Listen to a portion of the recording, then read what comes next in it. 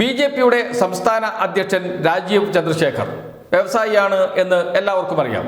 ബാംഗ്ലൂർ ആസ്ഥാനമായാണ് അദ്ദേഹം പ്രവർത്തിച്ചത്. അദ്ദേഹത്തിൻ്റെ കമ്പനികളെല്ലാം ബാംഗ്ലൂരാണ്. അദ്ദേഹത്തിനെതിരെയാണ് ഇപ്പോൾ ഗുരുതരമായ ആരോപണം ഉയർന്നു വന്നിരിക്കുന്നത്. ബി.ജെ.പിയുടെ സംസ്ഥാന അധ്യക്ഷനായതുകൊണ്ട് തന്നെ കേരളത്തിലും ഇക്കാര്യം ചർച്ച ചെയ്യും. ഏകദേശം 500 കോടി രൂപയുടെ ഭൂമി തട്ടിപ്പാണ് അദ്ദേഹത്തിനെതിരെ ഉയർന്നു വന്നിരിക്കുന്നത്. ചെറിയ തുകയല്ല, 500 കോടി രൂപയുടെ തട്ടിപ്പാണ്. കർണാടക ഇൻഡസ്ട്രിയൽ ഏരിയ ഡെവലപ്മെന്റ് ബോർഡിൽ നിന്ന് ഏറ്റുവാങ്ങിയ വ്യാവസായിക ആവശ്യത്തിന് വേണ്ടി ഏറ്റുവാങ്ങിയ ഭൂമി മറിച്ചു വിറ്റു എന്നാണ് പരാതി.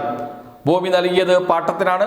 പിന്നീട് ആ ഭൂമി രാഷ്ട്രീയ സ്വാധീനം ഉപയോഗിച്ച് സ്വന്തമാക്കി അത് മറിച്ചു വിറ്റ് കോടിക്കണക്കിന് രൂപ സമ്പാദിച്ചു എന്നാണ് ആരോപണം. സൗത്ത് ഫസ്റ്റ് ന്യൂസാണ് ഇക്കാര്യം പുറത്തുവിട്ടിരിക്കുന്നത്.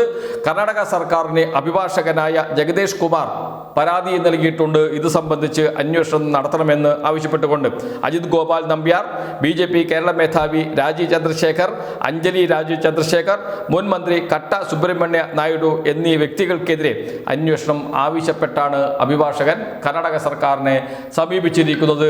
കർണാടക സർക്കാർ ഇത് സംബന്ധിച്ച് എന്ത് തീരുമാനമെടുക്കും എന്നതേ ഇനി അറിയാനുള്ളൂ.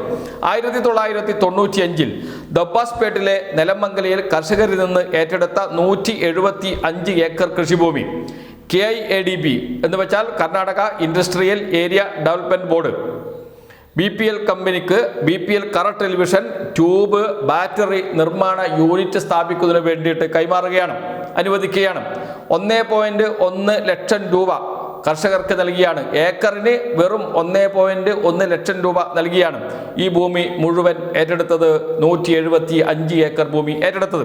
1995 ഈ ഭൂമിയുടെ കൈവശാവകാശ സർട്ടിഫിക്കറ്റ് KIADB BPL ഇന്ത്യ ലിമിറ്റഡിന് നൽകി. തുടർന്ന് 1996 ഏപ്രിൽ 17 രജിസ്റ്റർ ചെയ്ത ലീസ് ഡീഡ് നൽകുകയും ചെയ്തു. എന്നാൽ 2004 വരെ ഈ സ്ഥലത്ത് ഒരു വ്യവസായ യൂണിറ്റ് പോലും സ്ഥാപിച്ചില്ല BPL കമ്പനി രാജീവ് ചന്ദ്രശേഖർ. പകരം അജിത് ഗോപാൽ നമ്പ്യാരും അഞ്ജലി രാജീവ് ചന്ദ്രശേഖറും പ്രതിനിധീകരിക്കുന്ന BPL ലഭിച്ച ഭൂമി ബാങ്ക് ഓഫ് ബഹ്റൈൻ ആൻഡ് കുവൈറ്റിനെ പണയപ്പെടുത്തി. അതാണ് ഏറ്റവും ഗുരുതരമായ ഒന്നാമത്തെ കുറ്റം. ഇതിന് 2004 ജനുവരി 7 KIADB അനുമതി നൽകി. Karnataka industrial area development board അനുമതി നൽകി ഭൂമി പണയം വെക്കുന്നതിന് വേണ്ടി. പാട്ടക്കരാർ ഒരു സമ്പൂർണ്ണ വിൽപ്പനയാക്കി മാറ്റാൻ അനുമതി തേടി കമ്പനി KIADBയെയും അന്നത്തെ മന്ത്രി കട്ട സുബ്രഹ്മണ്യ നായിഡുവിനെയും സമീപിച്ചു. എന്ന് വെച്ചാൽ ഈ ഭൂമി ഇപ്പോൾ നൽകിയിരിക്കുന്നത് പാട്ടക്കരാർ അനുസരിച്ചാണ്. അത് സമ്പൂർണ്ണ കൈവശ ഭൂമിയായി എന്തും ചെയ്യാൻ, മറിച്ച് വിൽക്കാൻ പോലും കഴിയുന്ന തരത്തിൽ സമ്പൂർണ്ണ വിൽപ്പന കരാറാക്കി മാറ്റാൻ വേണ്ടി വീണ്ടും BPL കമ്പനി സമീപിക്കുന്നു KIADB ബോർഡിനെയും അതോടൊപ്പം തന്നെ മന്ത്രി കട്ട സുബ്രഹ്മണ്യയും രണ്ടുപേരും ചേർന്ന്. ഇതേ തുടർന്ന് 2006 നവംബർ 28 കൃത്യം തീയതി പ്രകാരമാണ് പരാതി നൽകിയിരിക്കുന്നത്. 2006 നവംബർ 28 BPL ഇന്ത്യ ലിമിറ്റഡിന് അനുകൂലമായി KIADB Karnataka industrial area development board ഒരു സെയിൽ ഡീഡ് നൽകിയതായും ഈ റിപ്പോർട്ടിനകത്ത് വ്യക്തമായും പറയുന്നു. പിന്നീടാണ് ഈ ഭൂമി BPL കമ്പനി മറിച്ചു വിൽക്കുന്നത്. ആർക്കൊക്കെയാണ്? 2011 ഫെബ്രുവരിയിൽ മാരുതി സുസുക്കിക്കും ജിൻഡാൽ അലുമിനിയം ലിമിറ്റഡിനും അടക്കം ശതകോടികളുടെ ഭൂമിയാണ് ഇങ്ങനെ BPL വിറ്റ് കാശാക്കിയത്. കഴിഞ്ഞ 55 വർഷത്തിനിടെ KIADB 1.55 ലക്ഷം ഏക്കറിലധികം കൃഷിഭൂമി ഏറ്റെടുത്തിട്ടുണ്ടെങ്കിലും ഈ ഏറ്റെടുക്കലുകളിൽ 70% യഥാർത്ഥ വ്യാവസായിക ആവശ്യങ്ങൾക്കായി ഉപയോഗിച്ചിട്ടില്ലെന്ന് അഭിഭാഷകൻ രേഖാമൂലം കർണാടക സർക്കാരിന് നൽകിയ പരാതിയിൽ പറയുന്നു. ഇതിൽ ഒന്നാം പ്രതി KIADB ബോർഡാണ്, കർണാടക ഇൻഡസ്ട്രിയൽ ഏരിയ ഡെവലപ്മെന്റ് ബോർഡാണ്, അതിൻ്റെ അന്നത്തെ അധികൃതരാണ്. രണ്ടാമത്തെ പ്രതി BPL കമ്പനിയാണ്, രാജീവ് ചന്ദ്രശേഖറിൻ്റെ കമ്പനിയാണ്. രാജീവ് ചന്ദ്രശേഖറും ഈ അഴിമതിക്ക് കൂട്ടുനിന്നു എന്നാണ് സൗത്ത് ഫസ്റ്റ് ന്യൂസ് റിപ്പോർട്ട് ചെയ്തിരിക്കുന്നത്. ഇത് സംബന്ധിച്ച് അദ്ദേഹത്തിന് പരാതി ഉണ്ടെങ്കിൽ സ്വാഭാവികമായും സൗത്ത് ഫസ്റ്റ് ന്യൂസിനെതിരെ നിയമ നടപടി സ്വീകരിക്കാം. എന്നാലും കേരളത്തിൽ ഈ വിഷയം സജീവ ചർച്ചയായി വരും. കാരണം അദ്ദേഹം BJPയുടെ സംസ്ഥാന അധ്യക്ഷനാണ്.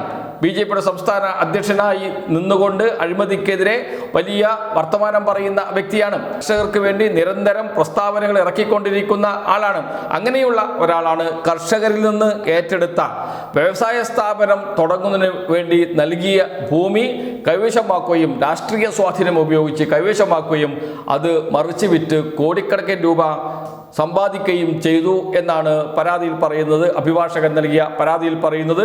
ആ പരാതിയുടെ വിശദാംശങ്ങളാണ് ഇപ്പോൾ സൗത്ത് ഫസ്റ്റ് ന്യൂസ് പുറത്തുവിട്ടിരിക്കുന്നത്. അത് സ്വാഭാവികമായും കേരളത്തിലും ചർച്ചയാവും. കേരളത്തിൽ രാജീവ് ചന്ദ്രശേഖർ ഇതേക്കുറിച്ച് മറുപടി പറയേണ്ടി വരും.